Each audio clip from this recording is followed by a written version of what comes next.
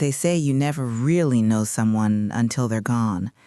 I used to think that was just something people said at funerals. But standing in that musty storage unit in South Seattle, surrounded by boxes that belonged to my deceased husband Marcus, I realized those words were terrifyingly true. My name is Lorraine Mitchell.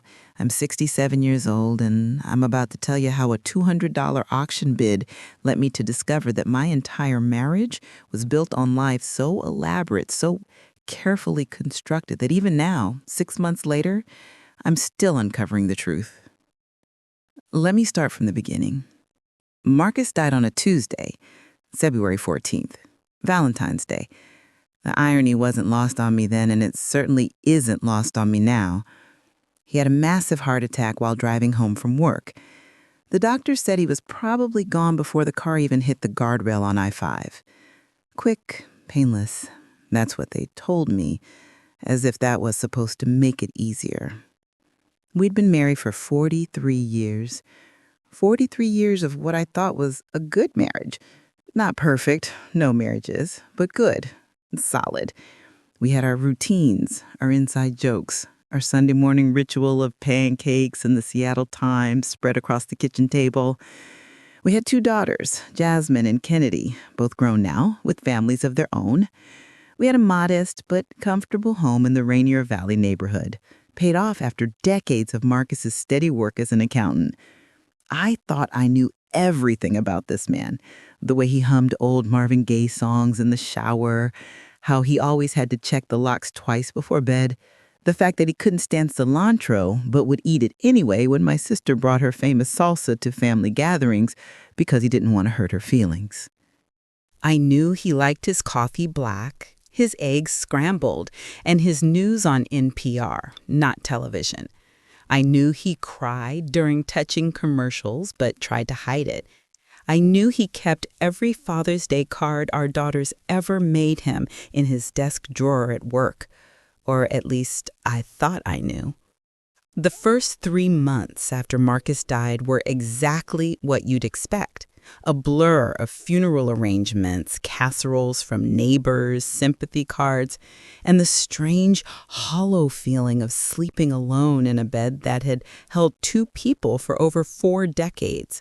My daughters were wonderful, checking on me daily, helping me sort through Marcus's belongings, making sure I ate and showered and didn't just sit in his favorite chair staring at nothing. But eventually, life demands that you move forward. Kennedy, my youngest, was helping her daughter move into her first apartment near the University of Washington. They needed furniture, and Kennedy knew I'd been thinking about downsizing, maybe selling the house and moving into something smaller now that I was alone. "Mom," Kennedy said one morning in late May, "there's a storage unit auction happening this Saturday in South Seattle. You know, like those shows on TV? People bid on abandoned units and sometimes find valuable stuff. Want to come with us? Might be fun, and we could find some cheap furniture for Brittany's place." I almost said no. The thought of spending a Saturday surrounded by strangers' abandoned belongings felt morbid somehow. But Kennedy had that hopeful look on her face, and I realized I had been saying no to everything for months. No to lunch with friends, no to church activities, no to life. "Sure, baby," I heard myself say. "Why not?" That Saturday was unseasonably warm for late May in Seattle. The kind of day that makes you remember why people put up with 9 months of gray drizzle, because when the sun finally comes out, there's nowhere more beautiful. Kennedy picked me up at 9 in the morning, and we drove to Harbor Island Storage, a sprawling facility of orange metal buildings near the port. There were maybe 30 people gathered for the auction. Young couples looking for furniture, antique dealers with sharp eyes and poker faces, and a few people who looked like they did this for a living. Professional auction hunters with moving trucks already parked and ready. The auctioneer was a short, energetic man named Dale who spoke so fast I could barely understand him. He explained the rules. Units would be open just enough for us to peek inside. No touching, no entering. Cash only. All sales final. You bought whatever was in there, sight unseen, and you had 24 hours to empty it completely. The first few units went quickly. A small one filled with old furniture went for $150. Another packed with Christmas decorations and sports equipment went for $300. I wasn't really paying attention, just enjoying being out of the house, feeling the sun on my face, watching Kennedy and Brittany whisper excitedly about what might be hidden in each unit. Then Dale moved to Unit 24/7. "All right, folks, this one's interesting," he said, cutting the lock with bolt cutters. "Then abandoned for about 4 months. Renter was paying month to month. Payment stopped back in February. Owner tried to contact him. No response. So here we are." He rolled up the metal door about 3 feet, enough for us to peer inside with our flashlights. I wasn't even planning to look. I was checking my phone, thinking about whether I'd thawed something for dinner, when Kennedy grabbed my arm. "Mom, look at this one," she said, pointing her phone's flashlight into the darkness. I glanced up, expecting to see more furniture or boxes of junk. Instead, I saw something that made my heart stop. A leather office chair, dark brown, with a distinctive tear on the right armrest. I knew that chair. Marcus had sat in that chair in his home office for 15 years until I'd finally convinced him to replace it 3 years ago. We'd donated it to Goodwill. I'd loaded it into our car myself and watched the donation attendant roll it through the back doors. "That looks like good furniture," Kennedy was saying. "Solid desk, filing cabinets. Those boxes might have office supplies we could use." "How much?" I heard myself say, my voice sounding strange and distant. Dale looked surprised. We hadn't bid on anything all morning. "Starting bid is $100. Do I hear?" $200, I said. The crowd murmured. That was high for an opening bid, especially for a unit that was mostly visible and didn't seem to contain anything obviously valuable. "Well, all right then," Dale grinned. "We've got $200. Do I hear $250? Silence. "Going once? Going twice? Sold to the lady in the blue jacket for $200. Kennedy looked at me like I'd lost my mind. "Mom, why did you—" "That's your father's chair," I whispered. She looked again, squinting into the darkness. "What? No, Dad's old chair went to Goodwill. This just looks similar." "It has the same tear, right armrest, from when he caught it on the filing cabinet moving it into his office." Kennedy's face changed. She looked at the chair again, then at me. Maybe Goodwill sold it and someone, but we both knew that was a stretch. I paid Dale in cash. Thankfully, I'd brought my checkbook, and he directed me to an ATM nearby. He handed me the key and a form stating I had 24 hours to remove everything from the unit. "Mom, maybe we should just leave," Kennedy said quietly as we stood in front of Unit 247, key in my trembling hand. "Maybe Dad stored some stuff then forgot to tell you. People do that. It doesn't have to mean—" "Open it," I said. Kennedy looked at me for a long moment, then nodded. She took the key from my hand. I was shaking too much to manage it, and unlocked the padlock. Together, we rolled up the metal door. Sunlight flooded into the 10 by 10 space, illuminating what would become the epicenter of my unraveling world. The chair was just the beginning. There were 4 large filing cabinets, all locked. Dozens of cardboard boxes neatly labeled with dates ranging from 1981 to 2024. A desk with papers still scattered across its surface, as if someone had just stepped away and planned to return. A small refrigerator. A coffee maker. A microwave. It looked like an office. A secret office that my husband had maintained for decades. "What the hell?" Kennedy breathed. I walked in slowly, as if entering a crime scene, which, in a way, I was. The crime of deception, the murder of truth. I picked up a paper from the desk. It was a bank statement. Joint account, Marcus Mitchell and Elena Vasquez. Balance, $47,382. "Mom!" Kennedy's voice was sharp with alarm. I couldn't speak, couldn't breathe. Another document, a lease agreement, same address. Tenant, Marcus Mitchell.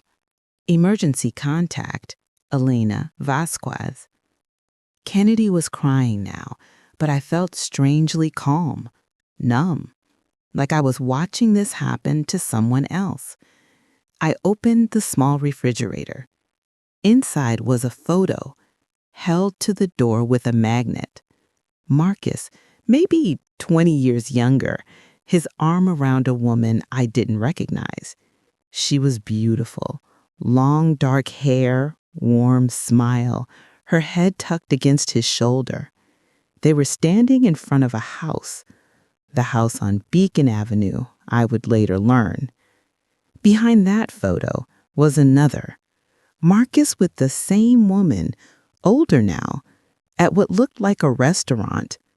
Another, Marcus and the woman with a young boy, maybe 10 years old, at a baseball game. More photos, dozens of them, chronicling a life I knew nothing about. "Mom, stop," Kennedy was saying, pulling at my arm. "Stop, please, we need to." But I couldn't stop. I opened one of the boxes. Inside were birthday cards. "Happy birthday, Marcus. Love always, Elena." Another box, Christmas ornaments, many of them clearly handmade by a child. Another, school photos of the same boy I'd seen at the baseball game, year by year, watching him grow from a gap-toothed first grader to a teenage young man in a cap and gown. I sat down in Marcus's chair, because it was Marcus's chair, I was certain now, and tried to process what I was seeing. My husband of 43 years had another life, another home, another woman, another... "Oh my God," I whispered, picking up a framed photo that had been face down on the desk. "He has another son." The photo showed Marcus at what appeared to be a college graduation. His arms were around two people. The woman from the refrigerator photo, older now, with gray streaking her dark hair, and a young man in his 20s, wearing a graduation cap and gown, beaming at the camera. Written on the back in Marcus's handwriting, "Miguel's graduation day. So proud. May 2019. 2019! 3 years ago!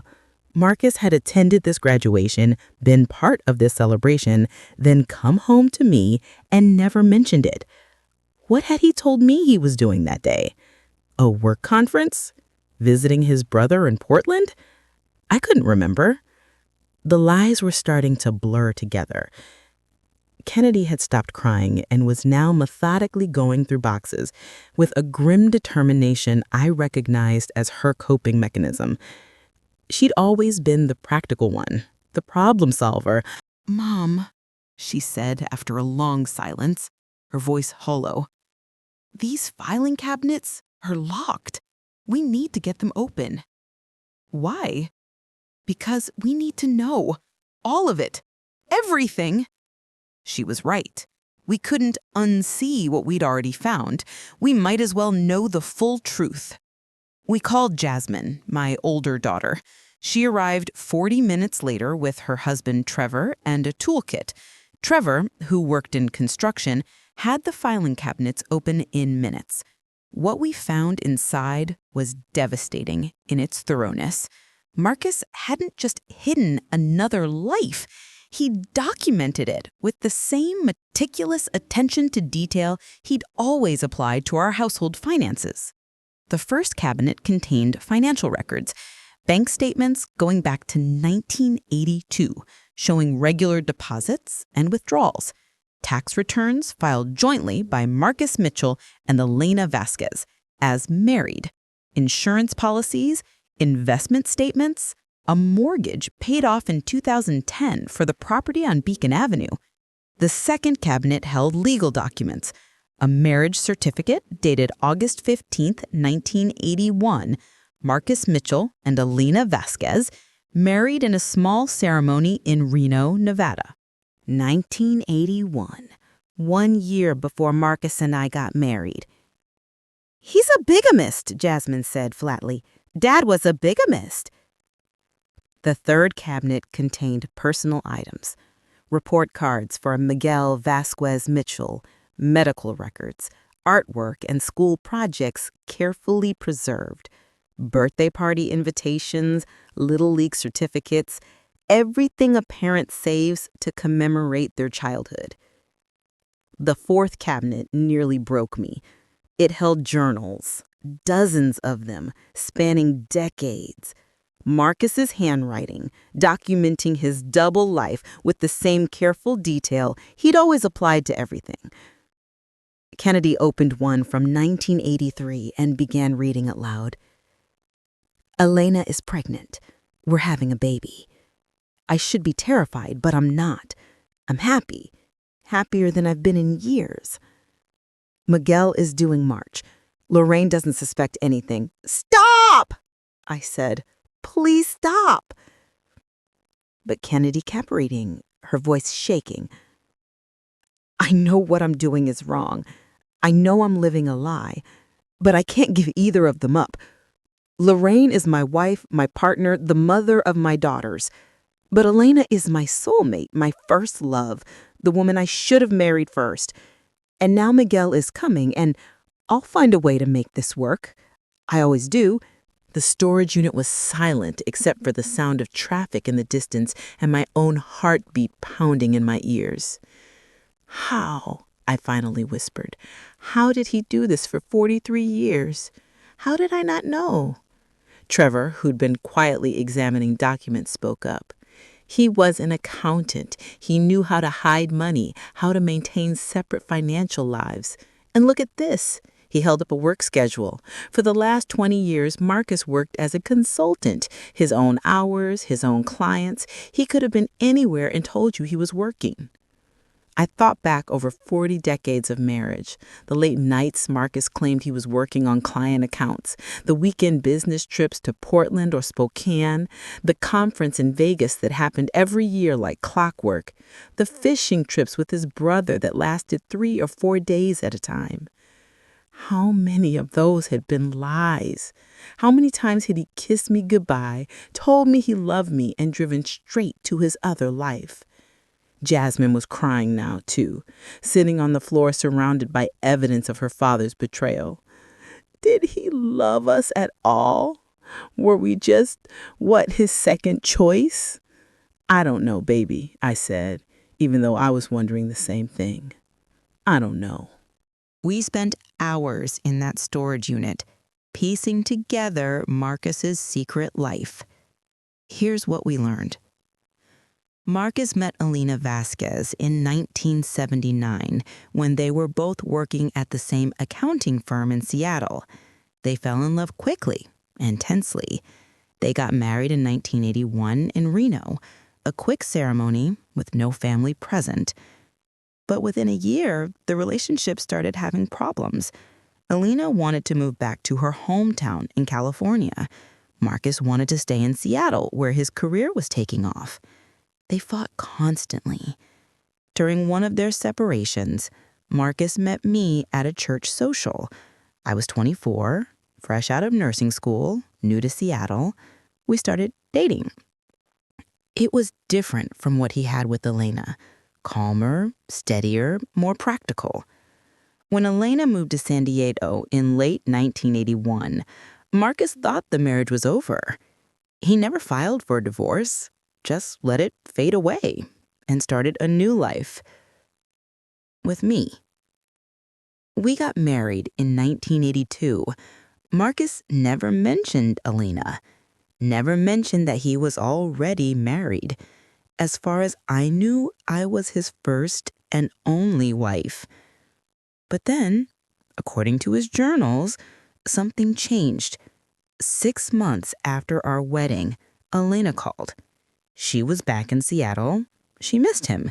She'd made a mistake leaving. She wanted to try again. And Marcus, instead of telling her about me, started seeing her again, For the next 4 decades, he maintained both relationships. He bought the house on Beacon Avenue for Elena in 1983. Told me he was investing in rental property with his brother. When Elena got pregnant with Miguel later that year, Marcus was there for the birth. Told me it was a business trip to Portland. He celebrated 2 Christmases every year, 2 Thanksgivings, 2 birthdays, his own and each child's. He maintained 2 homes, 2 bank accounts, 2 separate lives that somehow never intersected.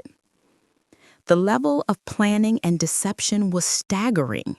He had separate cell phones, the one I knew about and another I'd never seen. He maintained separate email addresses, separate social media accounts, separate friend groups. He told each family that his work required extensive travel and irregular hours. He even had photos of work colleagues that he kept in his wallet. Except those colleagues were Elena and Miguel. The man was a master of compartmentalization. At our house, he was Marcus, the devoted husband and father, the man who never missed a school play or parent-teacher conference, who mowed the lawn every Saturday and took me out for our anniversary every year without fail. At the house on Beacon Avenue, he was the same man, equally devoted, equally present, equally loving to a completely different family. How did he afford it? Kennedy asked, looking at the bank statements. 2 mortgages, 2 households, putting 3 kids through college? He was good with money, I said bitterly. Always had a side consulting business. I thought he was saving for our retirement. Turns out he was funding 2 entire lives. The journals revealed something else, too. Something that made the betrayal even more painful. Marcus had loved both of us. Not equally, perhaps, and not honestly, but genuinely. His entries were filled with affection for both families, guilt over his deception, and a twisted rationalization that he was making everyone happy by keeping us all separate. I can give them both everything they need, he wrote in 1995. Lorraine has stability, partnership, a strong family foundation. Elena has passion, romance, the intensity she craves. The girls and Miguel all have a father who loves them. As long as I keep the world separate, everyone wins. Yes, I'm living a lie, but it's a lie that lets me love all of them. Isn't that worth the deception? No, I wanted to scream at the page. No, Marcus, it wasn't worth it. As the sun began to set and the storage facility manager came to remind us that we needed to lock up, we made a decision. We would take everything, every box, every filing cabinet, every piece of evidence.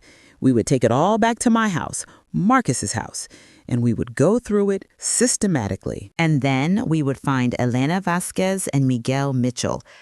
We would tell them that Marcus was dead, because apparently no one had.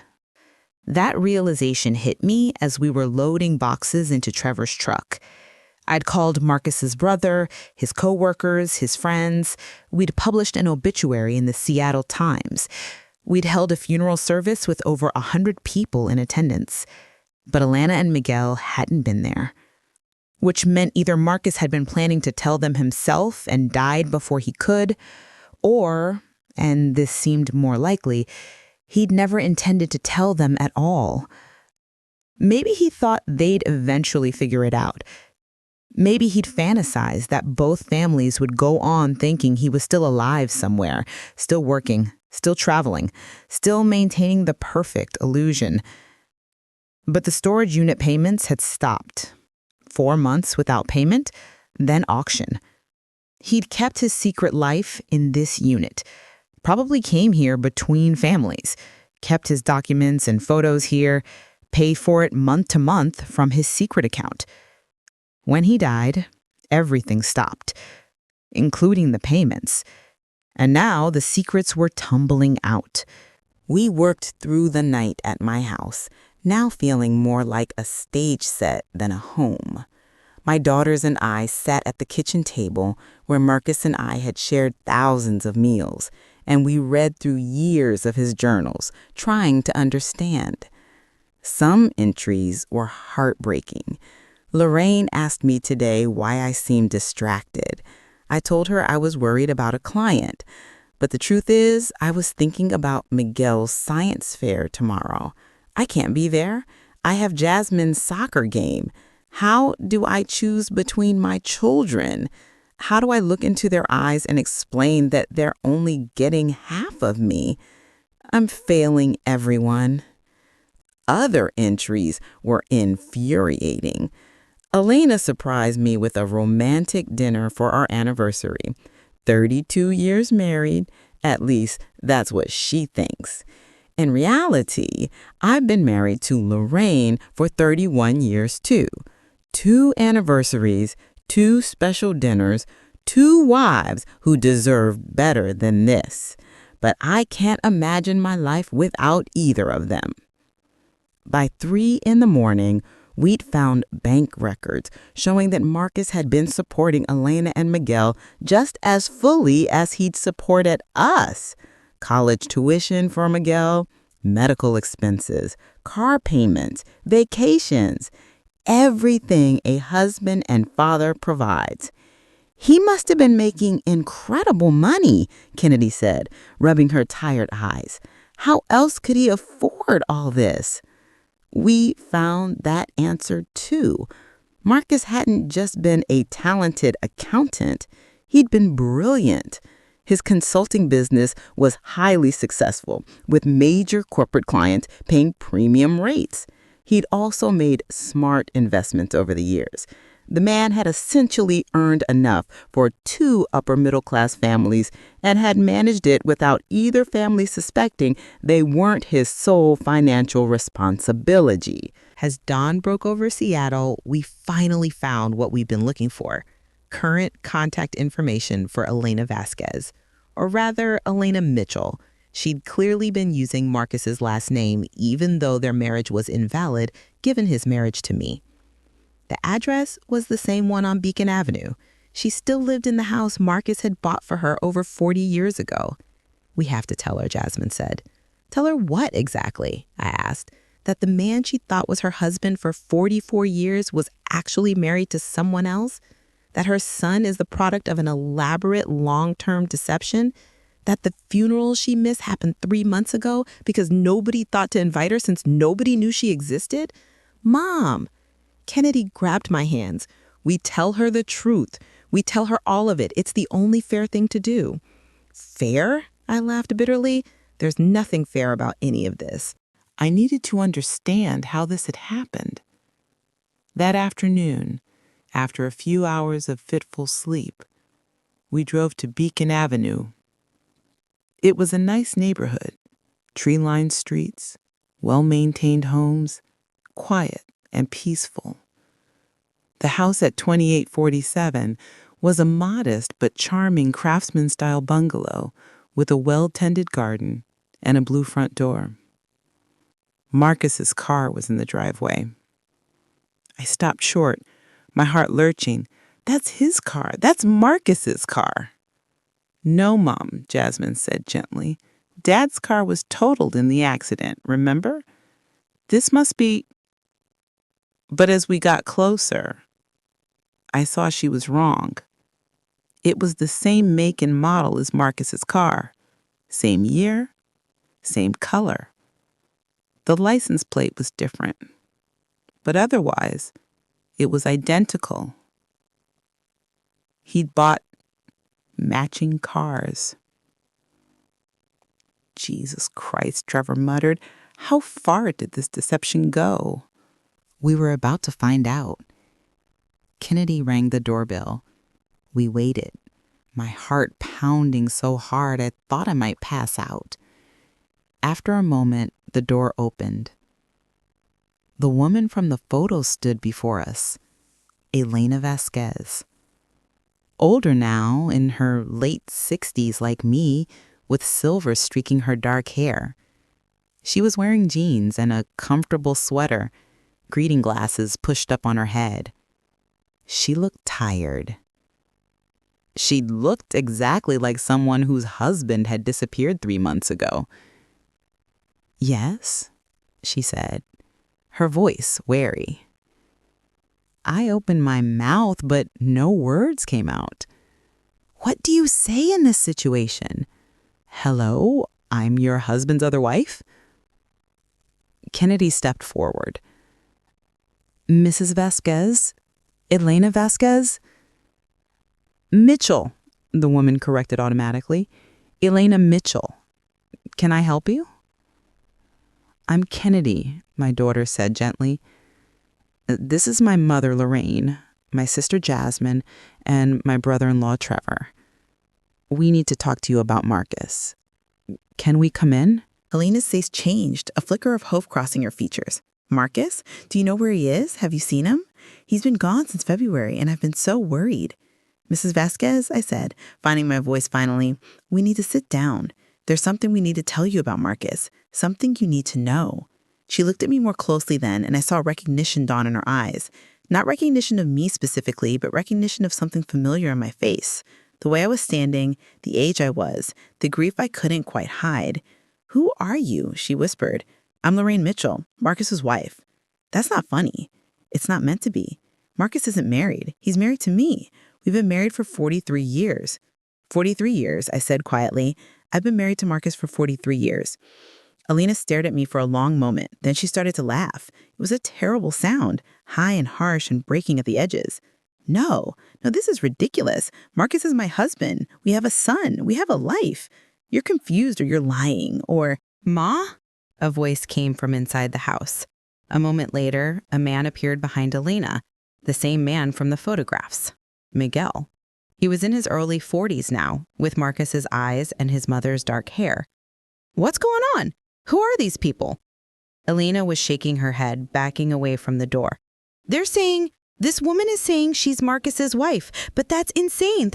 "I'm so sorry," Kennedy said to Miguel. "This is horrible and we're handling it badly, but we need to come inside and explain, please.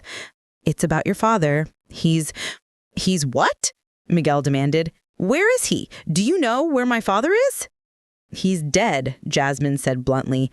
"Marcus died 3 months ago. February 14th. Heart attack." The words hung in the air like a bomb. Elena made a sound I'll never forget. Something between a gasp and a sob and a scream. She collapsed and Miguel caught her, his face gone white with shock. "You're lying," he stammered. "We have his death certificate," Trevor said quietly, pulling the document from his bag. "And about 100 other documents you're going to want to see, but we should really go inside. I'm not going to describe in detail what happened next. It was awful, the worst conversation I've ever had, and I've had some terrible ones. We sat in Elena's living room, the living room Marcus had lived in, part-time, for over 40 years, and we told them everything. We showed them the death certificate, the obituary, photos from the funeral, bank records, tax documents, the journals. And slowly, piece by piece, we watched their entire world collapse. Elena went through stages: denial, anger, bargaining, more anger. She screamed at us, called us liars, demanded proof, then cried when we provided it. Miguel was quieter, but I could see his mind working, putting pieces together, remembering all the times his father had been absent, all the excuses, all the business trips and emergencies. "The fishing trips," he said finally, his voice hollow. "He said he went fishing with his brother every few months, but his brother died 15 years ago. He was with us, with me and Kennedy, taking us to college visits, helping us move into apartments, being there for our graduations and weddings." Miguel looked at her, then at me. "He attended your weddings?" "Both of them," Kennedy confirmed. "What about mine?" Miguel's voice was rising. "I got married 2 years ago. Dad was there. He walked my wife down the aisle because her father is dead. He gave a toast about family and commitment and loyalty. He stopped, laughing bitterly. Loyalty. Jesus Christ! Elena had stopped crying and was now sitting very still, staring at the death certificate in her hands. February 14th. Valentine's Day. He always said Valentine's Day was our special day. Every year he'd take me somewhere romantic, tell me I was his forever. He did it for 44 years. And he died on Valentine's Day and nobody told me. Nobody called. There was no funeral that I knew about. He just disappeared. Like he never existed. There was a funeral, I said. Over 100 people came. Friends, co-workers, family, everyone except you and Miguel, because we didn't know you existed. She looked up at me then, really looked at me for the first time. We were the same age, both gray-haired and tired, both betrayed by the same man in different ways. How could we not know? How could he do this? How could he look me in the eye every day and lie? I've been asking myself the same question, I said. We showed them the journals. Watching Alana read Marcus's words about loving 2 women, maintaining 2 families, living 2 lives, it was like watching myself 3 days ago in that storage unit. The disbelief, the pain, the sickening realization that everything you thought was real was carefully constructed fiction. Did you love him? Elena asked me suddenly. Yes. Did he love you? I thought so. The journals suggest he did in his way. What does that mean? Miguel asked harshly. He loved you in his way? He was married to 2 women at the same time. He lied to everyone for decades. That's not love. Maybe not, I agreed, but it felt like love. That's what makes it so painful. We talked for hours, compared memories, realized that Marcus had been carefully scheduling his life, down to the hour, to maintain his double existence. When he told me he was working late, he was having dinner with Elena. When he told Elena he was at a business conference, he was attending Kennedy's school play. Every moment was accounted for, every lie meticulously planned. He was like 2 different people, Elena said. When he was here, he was completely present, attentive, loving. I never questioned it because he gave me no reason to. The same at your house? I nodded. He was a good husband, a good father. I never suspected anything. He was good at compartmentalizing, Miguel said bitterly. Must be nice to just turn off one life and turn on another. But that wasn't quite right, I realized. Marcus hadn't been turning one life off and another on. He'd been living both lives simultaneously, giving pieces of himself to everyone, but never being whole anywhere. The journals made that clear. He'd been torn, guilty, exhausted by the constant deception, but unable to stop because he couldn't bear to lose either family. It didn't excuse what he'd done. It didn't make it okay, but it helped me understand, at least a little. As the evening wore on and we'd shared everything we knew, a strange thing happened. Alana and I started to bond. Not as friends, we'd never be friends, but as fellow survivors of the same disaster. We'd both loved the same man. We'd both been betrayed by him. We'd both lost him. And we were both trying to figure out how to move forward. What about legally? Miguel asked. Mom and this woman, he gestured at me, still unable to say my name. You can't both have been married to him, so which marriage was real? Trevor, who had been quiet for most of the conversation, spoke up. Legally, Lorraine's marriage is valid.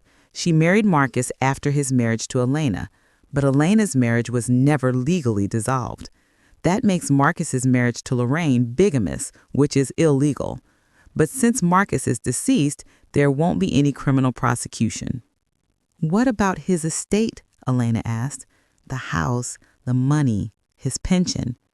That's complicated, Trevor admitted. You'll both need lawyers, probably his son too. Miguel, Marcus's son, my husband's son, my daughter's half-brother. It was all so surreal. We left Alanda's house after midnight, promising to stay in touch, to work together to sort out the legal and financial mess Marcus had left behind. As we drove away, I looked back at the modest blue house where Marcus had spent half his life. "Are you okay, Mom?" Kennedy asked from the driver's seat. No, I said, but I will be. That was 6 months ago. In the months since, Elena and I have had to work together extensively, dividing assets, sorting through legal issues, determining what belonged to whom. It's been painful and complicated and sometimes angry. But we've also talked, really talked, shared stories about Marcus, compared notes on his quirks and habits, realized that we each had half of a man who should have been whole. I've met Miguel properly now, several times. He's a good man. Marcus raised him well, I'll give him that. He's struggling with anger at his father, but he's also grieving. My daughters have met him too. They have a half-brother they never knew existed. They're trying to figure out what that relationship should look like. We've also discovered some things that suggest Marcus may have been planning to come clean. In the months before he died, his journal entries showed increasing guilt and exhaustion. He wrote about wanting to tell the truth, to stop living the lie, to bring everyone together somehow. Maybe that's why he kept everything in the storage unit. Maybe he was building up the courage to reveal it all himself. What we do know is this. The storage unit we won at auction for $200 contained the truth about Marcus Mitchell's double life. And that truth has changed everything. The legal battles took months. Washington state doesn't have clear precedent for cases like this. Most bigamists don't meticulously document both lives and then die, leaving their families to sort through the wreckage. Elena hired a lawyer. I hired a lawyer. Miguel hired a lawyer. We spent thousands of dollars arguing over money that Marcus had earned by deceiving all of us. In the end, the courts determined that since I was technically the legal spouse, Marcus's marriage to Elena was never valid due to our subsequent marriage. I was entitled to his pension, Social Security benefits, and the house we'd shared. That Elena had an arguable claim to the assets Marcus had accumulated during their relationship, including the house on Beacon Avenue, which he'd purchased in his name, but she'd lived in for over 40 years. The compromise was complicated but fair, given the circumstances. Elena got to keep the house on Beacon Avenue and half of Marcus's investment accounts. I kept our house and his pension. Miguel received a portion of the estate equal to what my daughters would inherit. It wasn't perfect. Nothing about the situation could be, but it was as equitable as we could manage. But the financial settlement was the easy part. The emotional reckoning was much harder. About 2 months after we found the storage unit, Elena called me. It was late at night, and I almost didn't answer. But something made me pick up. "I need to know something," she said without preamble. "The journals. Marcus wrote about feeling guilty, about wanting to tell the truth. Did he ever seem like he was going to confess to you? Were there signs?" I thought about it. Really thought about it. "Maybe," I said finally. Looking back, there were moments. Times when he seemed like he wanted to say something important, but couldn't find the words. I always thought he was stressed about work or worried about money. Now I wonder if he was trying to tell me about you. "He did the same thing with me," Elena said quietly. "Especially in the last year. He'd get this look on his face, like he was carrying the weight of the world. I'd ask what was wrong, and he'd just say he was tired. I thought he was getting old, slowing down. I didn't know he was exhausted from living 2 complete lives." We were silent for a moment. "Do you hate him?" I asked. "Yes," she said immediately. Then, after a pause, and no, I hate what he did. I hate the lies. I hate that my entire life was built on deception. But I can't hate him completely because I remember the good parts, the real parts. When he was with me, he was present. He loved me. I know he did. It wasn't fake, even if the circumstances were. I feel the same way, I admitted. I keep trying to be angry, to hate him for what he did to me, to our daughters. But then I remember 43 years of moments that felt real and true and full of love. How do I reconcile that? How do I believe it was all a lie when it felt so genuine?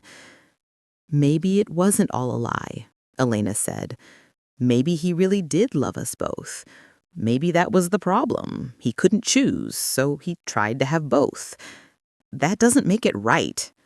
No, but it makes it human. After that conversation, Elena and I started meeting occasionally. Not often. It was too strange, too painful. But sometimes we'd have toffee or meet at the storage unit. We'd rented it for another 6 months to finish sorting through everything. And we'd talk. We discovered that we had similar taste in books. We both loved mystery novels and historical fiction. We both made the same chicken recipe for Sunday dinners. Marcus had told us both it was his favorite, and we'd each believed we were the only one who made it. We both knew about his terrible singing voice, his fear of heights, his secret love of sappy romantic comedies. We'd both lived with the same man, loved the same man, been betrayed by the same man. In a twisted way, we understood each other better than anyone else could. Miguel and my daughter struggled more with building a relationship. They were siblings, half siblings, but they'd been raised as only children or with different sibling dynamics. Miguel had grown up believing he was Marcus's only son. Kennedy and Jasmine had grown up believing they were Marcus's only children. The revelation that they had a brother was shocking, but over time, they've started to connect. Miguel came to Kennedy's house for Thanksgiving last year. Jasmine's kids call him Uncle Miguel now. It's awkward and complicated, but they're trying. Because what else can you do? You can't undo the past. You can only figure out how to move forward. I still live in the house Marcus and I shared. Some days, it feels like home. Other days, it feels like a museum of lies. I've redecorated, painted the walls, replaced furniture, changed things that reminded me too much of him, but I can't bring myself to sell it. Not yet. Elena still lives in the house on Beacon Avenue. She says the same thing. Some days it's home, other days it's a monument to deception. But it's paid off. It's hers. And she can't imagine starting over somewhere new at our age. We've both joined the same grief support group, which might seem strange until you realize that we're both grieving the same person. The other members didn't know what to make of us at first. Two widows of the same man sitting side by side processing our loss together. But they've come to accept our unusual situation. One of the hardest things for me has been explaining this to people who knew Marcus. Friends from church, neighbors, his coworkers. Some were shocked. Some refused to believe it. Some admitted they'd suspected something was off, but never imagined the truth was this elaborate. Marcus's brother, sister-in-law, his brother passed in 2009, was devastated. She'd known Marcus for decades and had no idea. All those fishing trips, she said when I told her. He told us he was going fishing with Robert. We believed him because Robert had always loved fishing. But Robert died 15 years ago. Where was Marcus really going? To his other family, I said. He was with Elena and Miguel. She cried, not for Marcus, but for all of us who'd been deceived. The woman at the storage facility where we found Unit 247, the one who'd auctioned it off, called me a few months ago. She'd read about the case in a local news article. Yes, it made the news. Bigamy stories always do. And realized what we discovered that day. I've been working here for 12 years, she said. I've auctioned hundreds of units, but I've never seen anything like what you found. How are you doing? I'm surviving, I told her. That's something, she said. That's more than something. She's right. Surviving is more than something. I've learned things about myself these past 6 months. I've learned that I'm stronger than I thought, that I can handle devastating truths and still get up in the morning, that love and betrayal can exist simultaneously, and that doesn't make the love any less real or the betrayal any less painful. I've also learned that secrets have weight. Marcus carried the weight of his deception for over 40 decades, and it must have been crushing. The journals show a man increasingly exhausted, increasingly guilty, increasingly desperate to make it right, but unable to figure out how without destroying everyone he loved. In the end, his heart gave out. Literally. I used to think it was just bad luck, bad timing, a tragic accident. Now I wonder if his heart simply couldn't carry the burden anymore. Elena and I talk about that sometimes, whether the stress of his double life contributed to his death. We'll never know for certain, but the doctors did say that chronic stress is a major risk factor for heart disease. And if anyone was chronically stressed, it was Marcus Mitchell, maintaining 2 families, 2 homes, 2 complete identities for 43 years. Last week, I went through the last box from the storage unit. I'd been avoiding it because I knew what it contained. The most recent journals, the ones from the months before Marcus died. His final entry was dated February 13th, 2024, the day before he died. It read, "I'm so tired. Tired of lying. Tired of pretending. Tired of being 2 different people. I love them both, Lorraine and Elena, and I love all my children. But I can't keep doing this. Tomorrow is Valentine's Day. I've been celebrating it with Elena for 44 years and with Lorraine for 43. This year, I'm going to tell them both the truth. I'm going to bring everyone together, explain everything, and face whatever consequences come. They deserve honesty. My children deserve to know each other. I deserve to stop lying. It's time. After tomorrow, no more secrets. After tomorrow, I can finally be one whole person instead of 2 halves constantly at war with each other. After tomorrow, I can rest." I read that entry 3 times before I could process it. He'd been planning to tell us the very next day, Valentine's Day 2024. He was going to confess everything, bring both families together, and end the deception. But he died before he could. The heart attack happened around 5 p.m. on February 14th. He was driving home. To which home, I'll never know. Maybe he was going between houses, still trying to figure out how to orchestrate the revelation. Maybe he was coming to me. Maybe he was going to Elena. We'll never know. But knowing that he was planning to tell the truth, that he wanted to stop lying, wanted to finally be honest, it changes things somehow. It doesn't make what he did okay. It doesn't erase 43 years of deception. But it makes him human instead of monstrous. It makes him a man who made terrible choices, but ultimately wanted to do the right thing, even if he ran out of time. I showed the entry to Elena. She cried. So did I. "He was going to tell us," she whispered. "After all those years, he was finally going to tell us." "Would you have forgiven him?" I asked.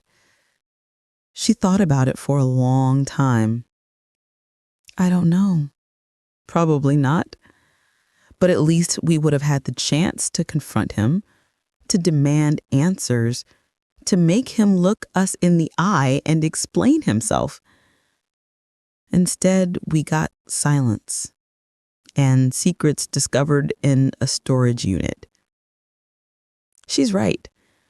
That's one of the hardest parts. We never got closure with Marcus himself. We never got to ask him why, to hear his voice explaining his choices, to decide for ourselves whether to forgive him or walk away. He made that decision for us by dying.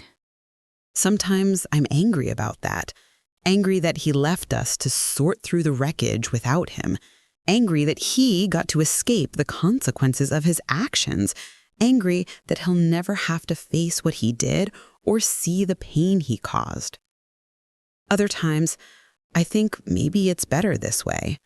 If he'd lived and confessed, the confrontation would have been terrible. There would have been screaming, crying, accusations. The girls would have had to choose whether to maintain a relationship with him. Elena would have had to decide if she could forgive him. Miguel would have had to reconcile the father he knew with the man who'd been lying his entire life. This way, at least we remember him as he was. Flawed, yes, but loving. Deceptive, yes, but caring.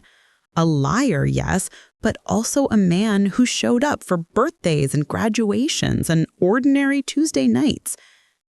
We can hold both truths at the same time. Marcus with a devoted father and husband who showed love consistently for decades. And Marcus was a bigamist who lied to everyone he claimed to love. Both things are true. My therapist, yes, I'm in therapy now, and so is Elena, and so are all our children, says that's called cognitive dissonance, holding two contradictory truths simultaneously. She says it's normal in situations like this, where someone we loved also hurt us deeply. You don't have to choose between hating him and loving him, she told me. You can do both. You can grieve the man you thought you knew while being angry at the man he actually was. That's helped. Knowing I don't have to pick one emotion. Knowing I can miss Marcus while also being furious with him. Knowing I can treasure our memories while acknowledging they were built on lies. Last month, on what would have been Marcus's 68th birthday, Alina and I did something we never could have imagined doing. We visited his grave together. We brought flowers. She brought white roses, his favorite. I brought yellow tulips, which he always said reminded him of sunshine. We stood on either side of his headstone, two women who'd shared the same man, and we talked to him. Alina spoke first. "You were a coward," she told the headstone.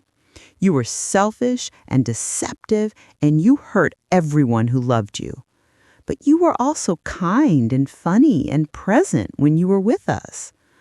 I loved you. I hate that I still love you. I hate that you made me love a lie." Then it was my turn. "You gave me 43 years of what felt like a good marriage.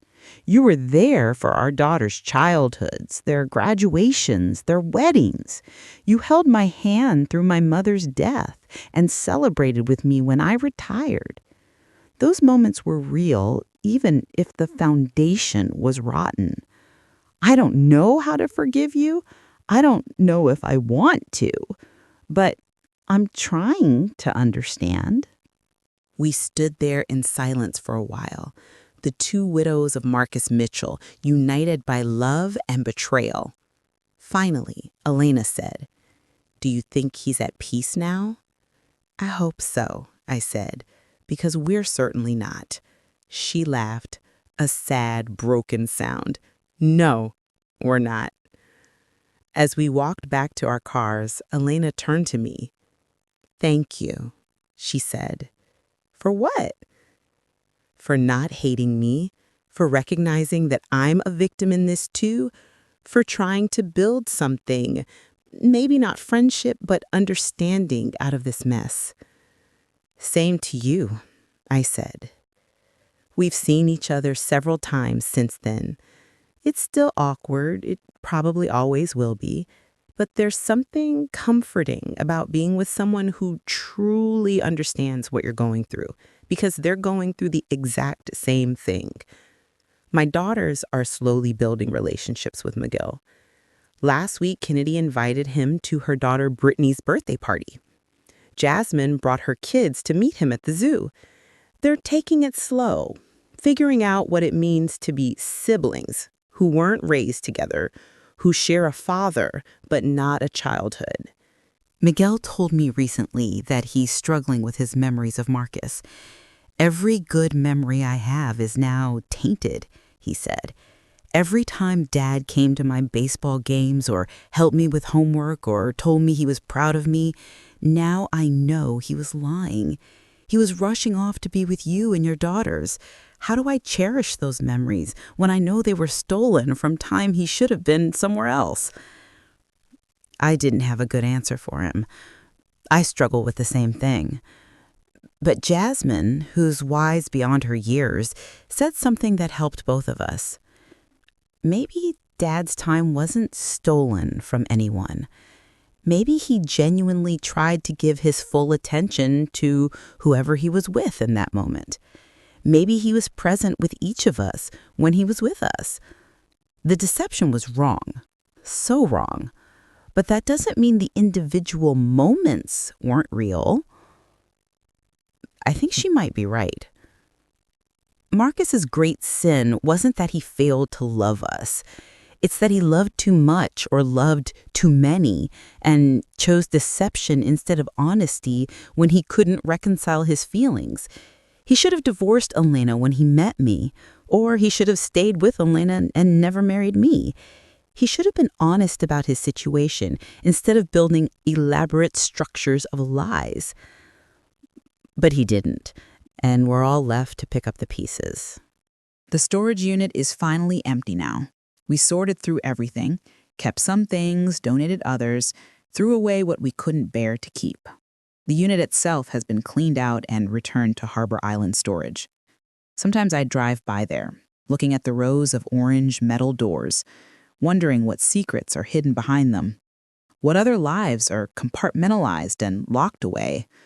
What other families don't know the full truth about their loved ones? The facility manager told me that Unit 247 has been rented again. Someone else's belongings are in there now. Someone else's secrets, maybe. Or maybe just normal storage. Holiday decorations and old furniture and boxes of memories that aren't hiding anything. I hope it's the latter. I hope whoever rented it is using it for innocent, boring reasons. I hope they never experience what I experienced, opening a door and finding their entire life was a carefully constructed fiction. But I'm grateful, in a strange way, for that day at the auction.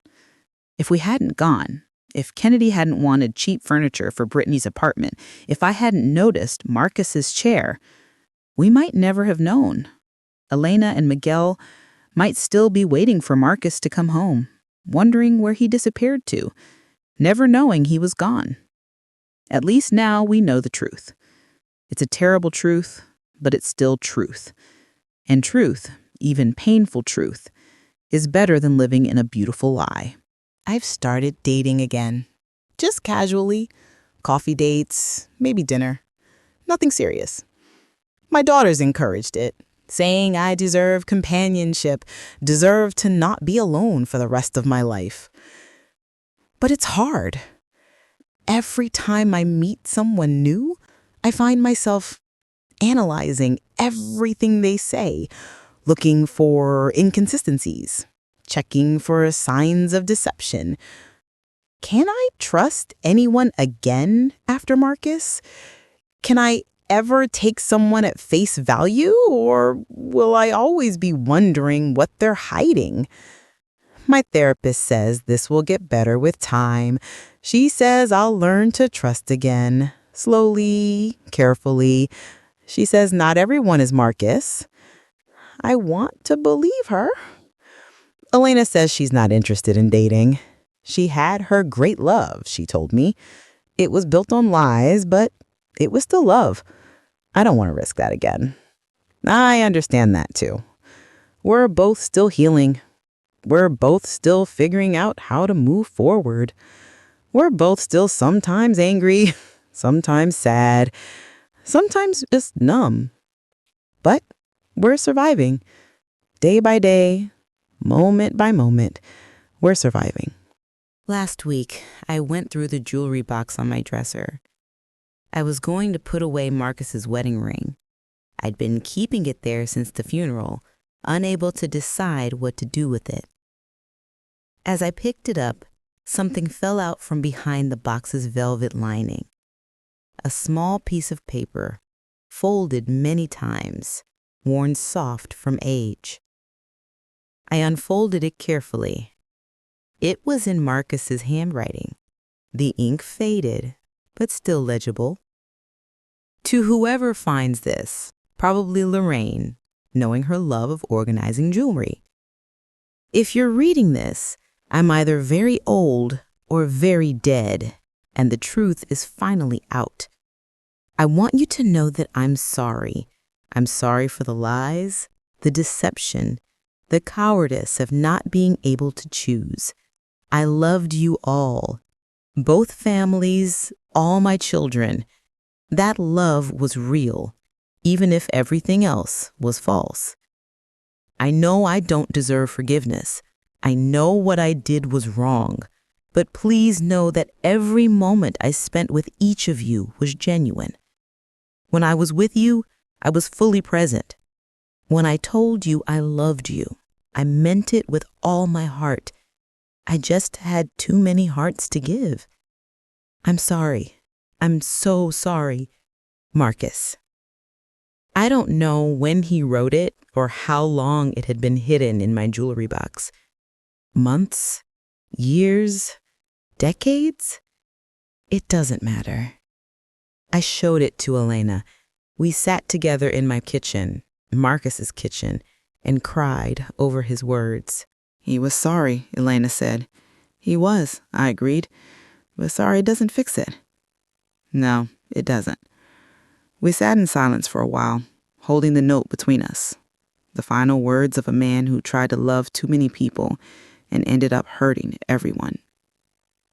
What do we do with it? Elena asked. I thought about it. We could keep it, treasure it as proof that Marcus felt remorse. We could burn it, reject his apology as too little too late. We could frame it, mount it, make it into something significant. In the end, we put it in an envelope with copies of his final journal entry, the one where he'd planned to tell us the truth. We gave it to Miguel, Kennedy, and Jasmine, our children, Marcus's children. All of them deserved to see their father's last words, to know that he felt remorse, to decide for themselves what forgiveness might look like. I don't know if I've forgiven Marcus. Some days I think I have. Other days the anger rises up fresh and sharp, and I want to scream at him for what he did to me, to all of us. But I'm learning to live with the contradiction, to hold the love and the betrayal together, to remember the good while acknowledging the bad, to move forward while still processing the past. That's all any of us can do. It's been 6 months since I won that storage unit auction for $200. 6 months since my entire understanding of my life, my marriage, my husband was turned inside out. 6 months of lawyers and therapists and painful conversations and shocking discoveries. And you know what? I'm still here. We're all still here. Elena is still here, rebuilding her understanding of her past while trying to create a future. Miguel is still here, working through his anger while trying to honor the good parts of his father. My daughters are still here, stronger than I ever gave them credit for, building relationships with the brother they never knew they had. And I'm still here.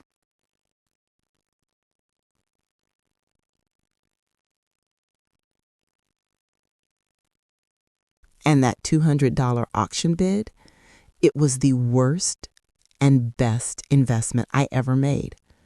Worst, because it shattered my comfortable illusions and forced me to confront terrible truths. Best, because it gave me the truth. And truth, no matter how painful, is worth more than a beautiful lie. They say you never really know someone until they're gone. They're right. But I'll add this. Even after they're gone, even after the secrets come out, even after you've sorted through the evidence and confronted the lies and rebuilt your understanding of everything you thought you knew, even then, there's hope. Hope for healing, hope for understanding, hope for moving forward, hope that maybe, just maybe, you can survive discovering that your entire life was someone else's part-time commitment. And if I can survive it, anyone can. My name is Lorraine Mitchell. I'm 67 years old, and this is how I discovered that my husband of 43 years had been living a double life, and how I'm learning to live with that truth. Because at the end of the day, what choice do any of us have but to keep living, keep loving, keep hoping that the future will be built on truth instead of lies?